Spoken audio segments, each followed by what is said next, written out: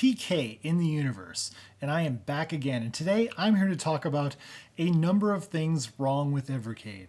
Now, is this some little laundry list of everything I think's wrong with Evercade? No, it's actually a number, as in, I want to talk today about the numbers, as in the numbers on the side of the case, and in fact on the front of the cartridges themselves.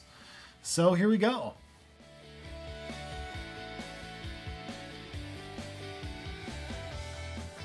A while back, a fellow YouTuber, Canadian Gamer, he had some hot takes about Evercade. He had made a little video about it, and one of the things he brought up, which I thought was actually a really interesting topic, was the fact that these games have numbers on the side.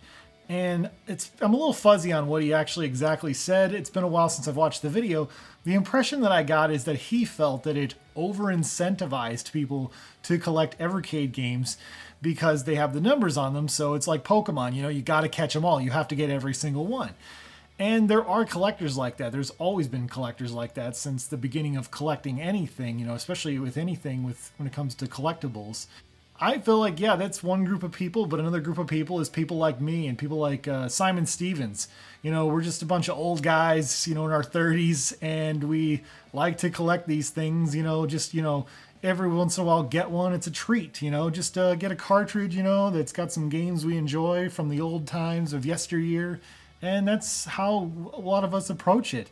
But I wanted to talk about, is it a good thing? I don't think it's a predatory thing by any means. In fact, it's something that's been going on for a long time. So I'm going to talk about that in this video. First off, we got, how long has this been going on? How long have games been numbered? And it's been going on, well, since the 70s, since the original Atari 2600, in fact. A lot of cartridges had actual numbers on the cartridge itself. And they were like a numbered series for Atari. And there were actually 9 total cartridges that actually got numbers put on them on the actual cartridge. And then they shifted away from doing that, but there's still actually, you can see the numbers actually on the front. And they were, created by, it's like series-wise and whatnot. And of course, this was before, third parties started coming into Atari. So then Activision has their own numbers and all the other third parties do this sort of thing. So it's not a really new idea or concept by any means. Collecting games has been happening since the beginning of games, and having them numbered is, a identifiable marker. So it's nothing new. And of course, it's been happening for quite a few years with limited run games. Here's my Scott Pilgrim vs. the World. It's limited run number 382.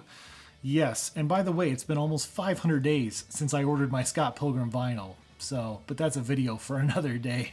But I understand this perspective, of the whole numbers thing, because some people, they will collect every single Evercade cart no matter what. They are in a sunk cost situation. A lot of these people have been collecting for Evercade since like 2020 when the original Evercade handheld came out. And once you start collecting, you can't stop. There's some people that they're going to get every single Evercade game no matter what it is. It doesn't matter. They might even like the Worms games. I can't believe somebody would buy a Worms game. That's just really gross. Why would somebody do that?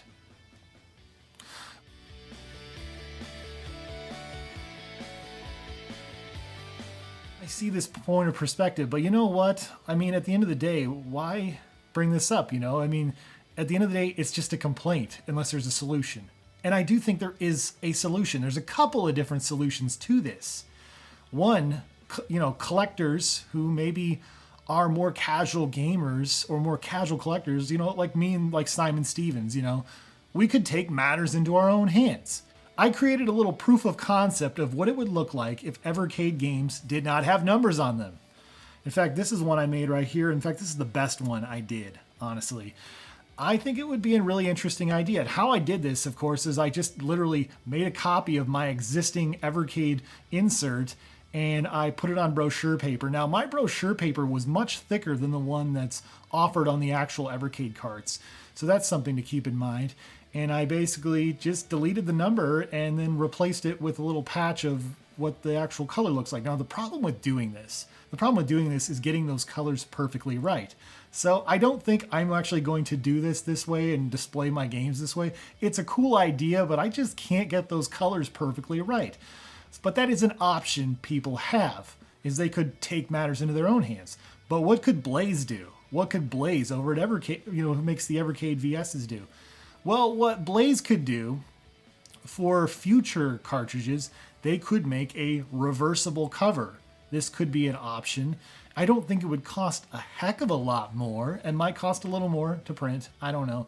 I don't know how much more significantly. And that's a really common thing nowadays. You see that a lot with Switch games, where it'll have like a reversible cover. Like my copies of Legend of Mana and the Collection of Mana both have reversible covers. Another thing they could do is make future releases not numbered. And you guys are like, well, where is there a precedence for that?